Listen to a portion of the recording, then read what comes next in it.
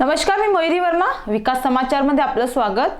पालघर लोकसभा मतदारसंघाच्या सार्वत्रिक निवडणुकीत शिवसेना, भाजप, रिपाई, श्रमजीवी संघटनेच्या महायुतीचे पदाधिकारी आणि कार्यकर्त्यांचा भव्य मेळावा 19 एप्रिल रोजी डहाणूतील दशास्त्री माळी हॉलमध्ये पार पडला. यावेळी पदाधिकारी आणि कार्यकर्त्यांना मार्गदर्शन करताना सार्वजनिक बांधकाम मंत्री एकनाथ शिंदे यांनी पालघर लोकसभेतून महायुतीचे उमेदवार राजेंद्र गावितांना निवडून देण्याबरोबरच नरेंद्र मोदींना पुन्हा पंतप्रधान करायचे आहे असं सांगून विरोधी पक्षांना सत्तेवर आणू नका असा टोला लगावलाय. तसेच बहुजन विकास आघाडी, काँग्रेस, राष्ट्रवादी अन्य पक्षांच्या महाआघाडीवर सडकून टीका केली आहे.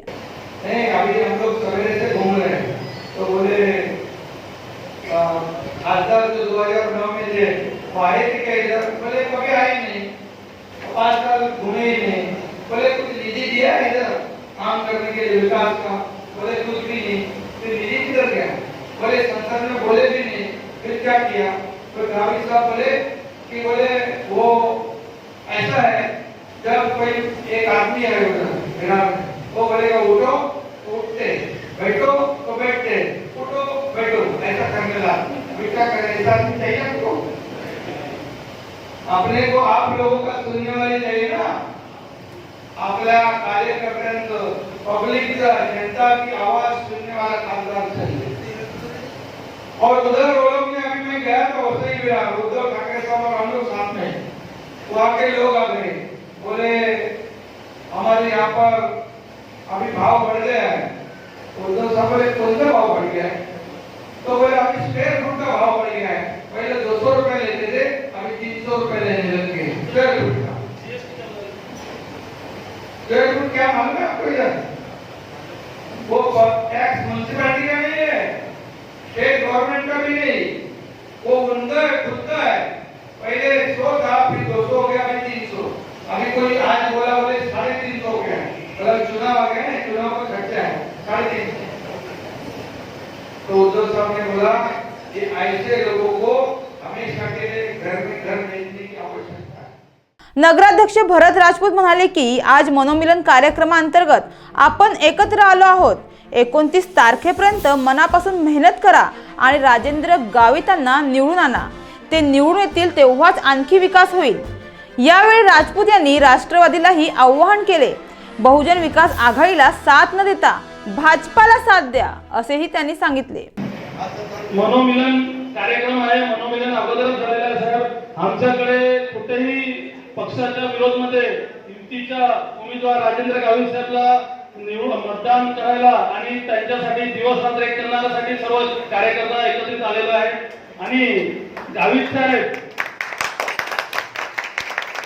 इथे उपस्थित, गावित साहेब आपले खासदार सुद्धा आहेत आणि मी तुम्हाला आश्वासन देतो तर पुढेही खासदार राहणार आहेत. उमेदवार राजेंद्र गावित म्हणाले की दादागिरी, गुंडागर्दीला थारा देऊ नका. ते बळाचा वापर करतात. विकासासाठी सुशिक्षित उमेदवाराला निवडून आणण्याचे आवाहन गावितांनी केले. भारताचे अत्यंत कार्यकुशल आणि सक्षम पंतप्रधान असायला पाहिजे. ही लोकशाही बळकट झाली पाहिजे. देशाच्या सुरक्षेच्या दृष्टिकोनातून या ठिकाणी एक सीट नरेंद्रभाई मोदींसाठी महत्वाची आहे. म्हणून या ठिकाणी शिवसेनेचे पक्षप्रमुख उद्धवजी ठाकरे साहेब, त्याचप्रमाणे राज्याचे मुख्यमंत्री देवेंद्र फडणवीस साहेबांनी आपल्या या ठिकाणी खऱ्या अर्थाने त्यांच्या मार्गदर्शनानुसार या ठिकाणी आपण शिवसेनेच्या पक्षाच्या माध्यमातून या ठिकाणी आपण उमेदवारी करतो.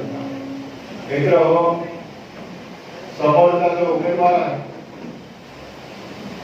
समोरच्या उमेदवारांमध्ये त्यांच्याकडे मनी पॉवर आहे, मसल पॉवर आहे, गुंड प्रकार म्हणतो आपण दादागिरी आहे. परंतु जोपर्यंत तुमच्यासारखे या ठिकाणी प्रामाणिक कार्यकर्ते या शिवसेना आणि भाजपच्या दोन्ही पक्षामध्ये आहेत, तोपर्यंत या तिन्ही जे आहे, झुंडशाही आहे, दादागिरी आहे, मनी पॉवर आहे, मसल पॉवर, या तिन्ही गोष्टी त्या ठिकाणी निष्प्रभ करतील, त्या ठिकाणी वायफट करतील. कारण तुमच्यासारखे प्रामाणिक कार्यकर्ते जोपर्यंत आहे तोपर्यंत या ठिकाणी युतीला कुठल्या प्रकारे अडचण येणार नाही. यावेळी आमदार रवींद्र फाटक, पास्कल धनारे, श्रीनिवास वनगा, जिल्हा प्रमुख राजेश शहा तसेच शिवसेना भाजप पदाधिकारी आणि कार्यकर्ते मोठ्या संख्येने उपस्थित होते। लोकसभा निवडणुकीच्या दृष्टीने राजकीय पक्षांची एकमेकांवर आरोप प्रत्यारोपांची मालिका सुरू झाली आहे। देशातील या परिस्थितीचा पूर्ण अंदाज आपल्या राजकीय पक्षांना आणि नेत्यांना आहे। मात्र देशाचे भवितव्य कशातून आहे हे या पक्षाकडून सिद्ध होईल का, असे अनेक प्रश्न आजच्या तरुण पिढीकडे आहे। तुम्ही पाहत राहा विकास समाचार, ध्यासगामीन विकासाचा। नमस्कार।